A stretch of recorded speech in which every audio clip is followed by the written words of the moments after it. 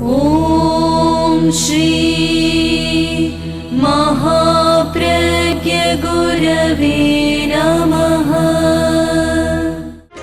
जिसके सांसों में रहता है शाश्वत शांति का स्पंदन, उस महाप्रज्ञ को वंदन, उस महाप्रज्ञ को वंदन। सत्य अहिंसा अनेकांत को अर्पित जिसका तन मन, उस महाप्रज्ञ को वंदन, उस महाप्रज्ञ को वंदन। जिसके सांसों में रहता है शाश्वत शांति का स्पंदन, उस महाप्रज्ञ को वंदन, उस महाप्रज्ञ को वंदन।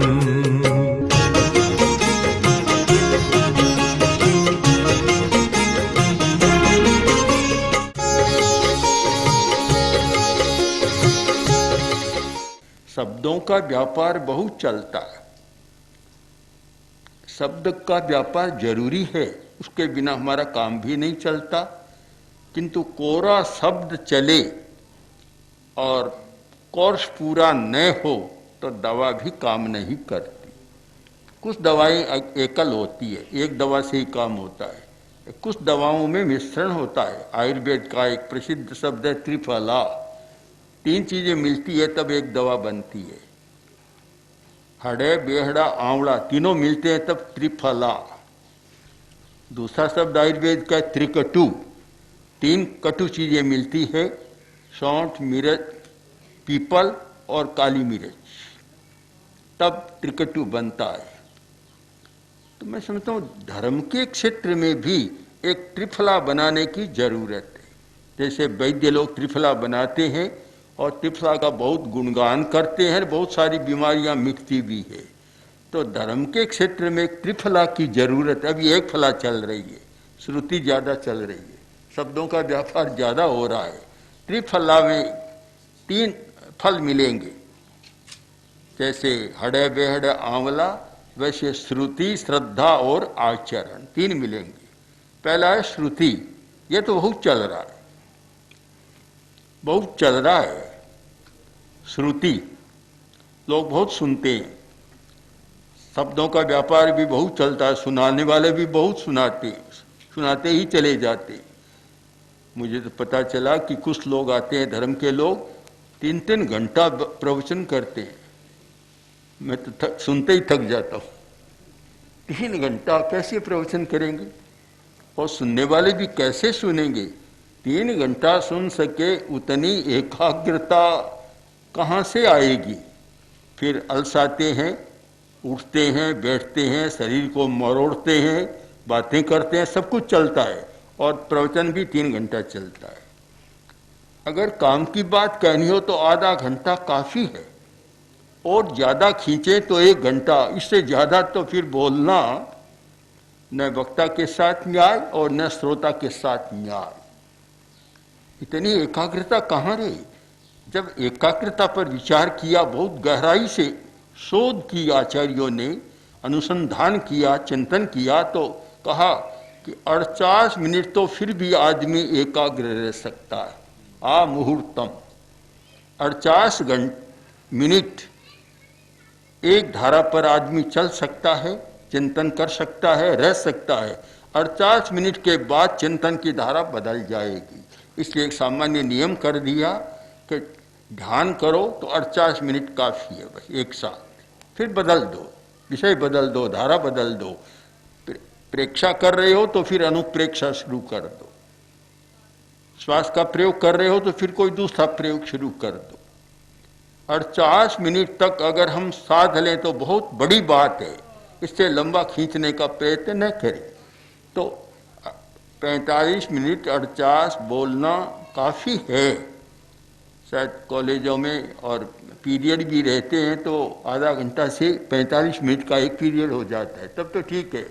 और 3 घंटा एक ही विषय पर पढ़ाता चला जाए तो या तो प्रोफेसर नहीं मिलेगा या प्रोफेसर को विद्यार्थी नहीं मिलेगा, दोनों में से एक बात हो जाएगी। तो अगली बात को हमें पकड़ना चाहिए, कोरी श्रुति नहीं, कोरा सुनना नहीं और कोरा बोलना नहीं। अगला फल है हड़े के साथ बेहड़ा, वह फल है श्रद्धा। उसके प्रति हमारी श्रद्धा पैदा होनी चाहिए। श्रद्धा के बिना आचरण नहीं होता। आचरण का सीधा संबंध ज्ञान से नहीं है, बीच में है श्रद्धा। ज्ञान है और श्रद्धा नहीं है तो उसका आचरण नहीं हो सकता। आज बहुत लोग कहते हैं कि हमारे बड़े बड़े लोगों की कथनी और करनी एक नहीं है। कैसे होगी? मूल विषय पर हमारी श्रद्धा नहीं है। जब तक श्रद्धा नहीं होती तब तक कोई आचरण अच्छा हो नहीं सकता। मैं आपको एक और बात सुनाऊं कि जापान का एक व्यक्ति, बहुत धनी आदमी था, उसने एक बार भोज किया। हातिम ताई नाम था। भोज किया और ऐसा शाही भोज किया कि बड़े बड़े लोग उसमें आए, पर वह इतना स्वावलंबी था कि खुद कुछ भी नहीं, सारा का सारा अपना काम खुद। एक बार लोगों ने पूछा कि हातिम ताई, आपने अपने से ज्यादा कोई स्वावलंबी आदमी देखा है क्या? उसने कहा, एक आदमी को देखा है। देखा है? कब देखा? कि मैंने एक बार शाही भोज किया था और उसमें सबको निमंत्रण था कि शहर के कोई भी आदमी, चाहे मजदूर हो, किसान हो, व्यापारी हो, किसी जाति का हो, सबके लिए खुला निमंत्रण है। सब लोग आ रहे हैं, भोज कर रहे हैं। एक किसान व्यक्ति जो जंगल से लकड़ियां काटकर गट्ठर लेकर सिर पर और आ रहा है, उसको पता है कि आज हातिम ताई के यहाँ शाही भोज है, निमंत्रण है, पर उधर नहीं जा रहा है। तब मैंने उससे कहा कि देखो भैया, तुम्हें पता है कि आज तो शाही निमंत्रण है, सबको निमंत्रण है, तुम पहले भोजन कर लो फिर अपने घर जाना। बोला, मैं नहीं करूंगा, मैं नहीं करूंगा। क्यों? इस भोजन में मेरा कोई हिस्सा नहीं है, मैं उसका भोजन कैसे करूं? मेरी कमाई का कोई हिस्सा इसमें होता तो मैं भोजन कर लेता, और मेरी कमाई का कोई हिस्सा इसमें नहीं है। मैं तो बस अपने हाथ से जो कमाता हूं उसके भोजन करता हूं। तो हातिम ताई ने कहा, मैंने एक ऐसे व्यक्ति को देखा कि जो पिघल नहीं सका, अपने वचन पर अडिग रहा। ये क्यों हुआ? कोई बहुत धनी आदमी नहीं था, कटहरा था, जंगल से लकड़ियां काट कर लाकर अपना जीवन चलाता था, और वहां बहुत बढ़िया भोजन था, शाही भोजन, फिर भी नहीं गया। क्यों? कि उसकी श्रद्धा, विश्वास अपने कर्तृत्व पर, अपने आलंबन पर थी। मैं दूसरों के भरोसे जीना नहीं चाहता, खाना भी नहीं चाहता। जो भी आचरण होता है, और हमें आश्चर्य होता है कि उसका ऐसा आचरण क्यों। पहले आचरण को मत देखो, उसके पीछे छिपी हुई श्रद्धा को देखो। जिस विषय में हमारी श्रद्धा पैदा हो गई, हमारा आत्मविश्वास बन गया, फिर आचरण वैसा होगा। बिना श्रद्धा के कोई आचरण हो नहीं सकता। कितने अच्छे अच्छे कानून, कितने अच्छे अच्छे नियम, कितने अच्छे अच्छे प्रवचन धर्म गुरुओं के, और कितने अच्छे अच्छे ग्रंथ जो अनुभव की वाणी से भरे हुए हैं, पर जब तक श्रोता के मन में श्रद्धा जागृत नहीं हो जाती या नहीं कर सकते, तब तक आचरण नहीं हो सकता। आचरण और ज्ञान, श्रुति, दोनों के बीच में है श्रद्धा का सेतु। हम श्रद्धा पैदा करें, और जब श्रद्धा पैदा हो जाती है तो आदमी प्राण देकर भी वह काम करता है, प्राणों की भी परवाह नहीं करता। जब श्रद्धा पैदा हो गई, आचार्य भिक्षु जहां नदी की तपती बालू में लेटकर और आत्मचिंतन करते थे। क्यों? क्या उनको कोई छाह नहीं मिलती? और घर नहीं मिलता तो वृक्ष की छाह तो मिल जाती, पर ऐसा क्यों करते? एक श्रद्धा पैदा हो गई कि मुझे अभी आत्मशोधन करना है, और आत्मशोधन का ये ताप बहुत बड़ा साधन है। सूर्य का आतप आत्मशोधन का बहुत बड़ा साधन है। जो व्यक्ति सूर्य का आतप को विधिवत लेता है, उसके भीतर की शक्तियां जाग जाती है, अंतर्ज्ञान जाग जाता है, विधि को जाने तो श्रद्धा थी, इसलिए सारा हो रहा था। कोई भी आदमी कष्ट सहता है, वही आदमी कष्ट सहन कर सकता है जिसके मन में श्रद्धा पैदा हो गई। स्वतंत्रता आंदोलन के समय महात्मा गांधी ने हजारों लोगों में ऐसी श्रद्धा पैदा कर दी कि पंडित नेहरू जैसे सुकुमार युवक जेल में रहे, न जाने कितने बड़े बड़े लोग जेल में रहे, कष्ट सहा, मार भी सही, बहुत कुछ सहा। कैसे सहन किया? क्या जरूरत थी? क्यों सहन किया? कि एक स्वतंत्रता के प्रति श्रद्धा पैदा हो गई कि हमें स्वतंत्र रहना है, परतंत्र नहीं रहना है। और जब श्रद्धा पैदा हो गई तो आपको आश्चर्य होगा कि उस समय न कोई जात पात का भेद था। स्वतंत्रता की लड़ाई में हिंदू और मुसलमान दोनों एक साथ मिलकर काम कर रहे थे, ईसाई लोग भी कर रहे थे, पारसी भी कर रहे थे। और आपको पता होगा कि उस आंदोलन के प्रवर्तक या कांग्रेस के संस्थापक तो पारसी भाई थे, विदेशी लोग भी थे। जिनके मन में श्रद्धा पैदा हो जाती है वह कष्ट को कुछ नहीं मानता, कुछ नहीं गिनता, भारी कष्ट सह लेता है। बहुत सारे लोग तीर्थ यात्रा पर जाते हैं। हिंदू लोग जगन्नाथ मंदिर या हरिद्वार, ऋषिकेश, हिमालय पर जाते हैं, मुसलमान हज पर जाते हैं। काफी कठिनाइयां भी होती है, पर उनको कष्ट लगता ही नहीं। क्यों नहीं लगता? क्या श्रद्धा है, वहां श्रद्धा जुड़ी हुई है, इसलिए हजारों कष्ट सह लेते हैं।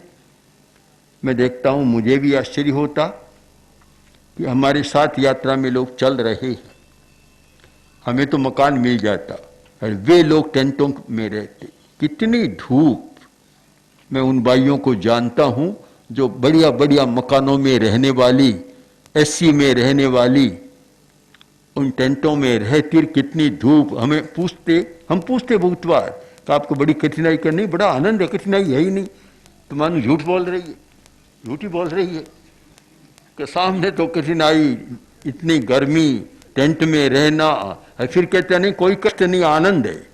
तो मान ले झूठ बोल रही है, पर झूठ नहीं बोलती है, झूठ नहीं बोलती है, क्योंकि श्रद्धा इतनी प्रबल है कि वह कष्टानुभूति होती नहीं, उन्हें पता ही नहीं लगता कोई कष्ट हो रहा है।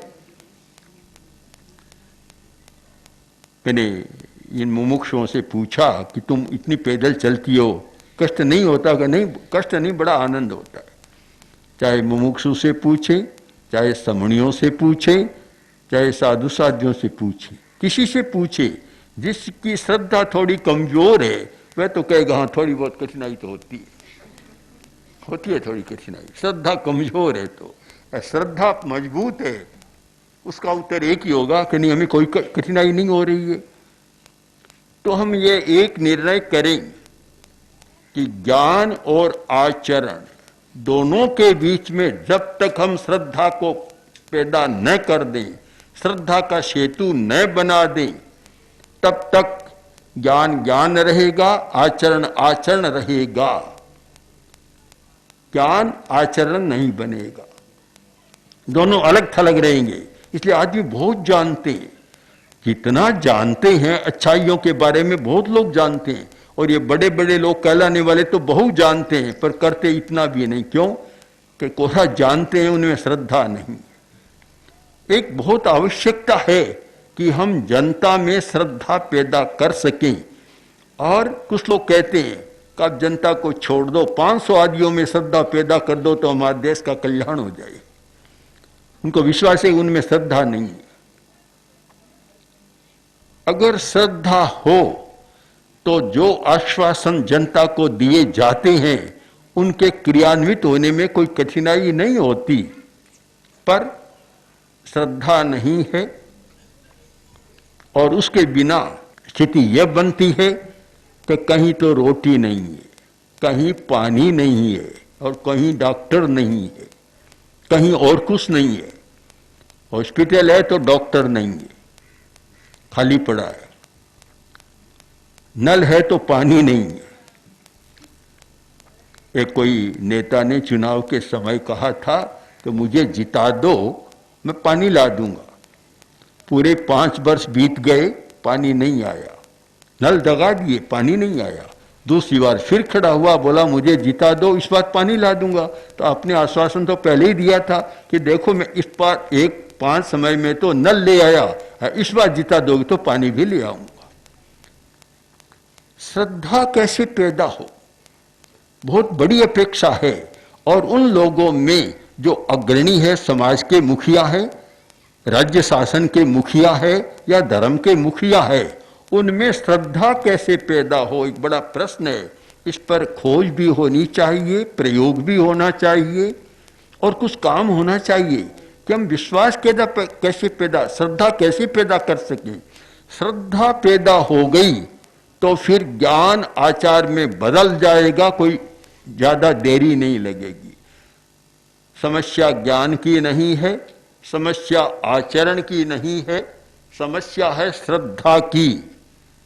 इसीलिए आचार्य भिक्षु ने लिखा था कि समकित धर थोड़ला, समकित धर थोड़ला, यानी श्रद्धा को प्राप्त करने वाले लोग बहुत थोड़े हैं। शायद इसीलिए श्रद्धा पर इतना बल दिया गया कि श्रद्धा करो।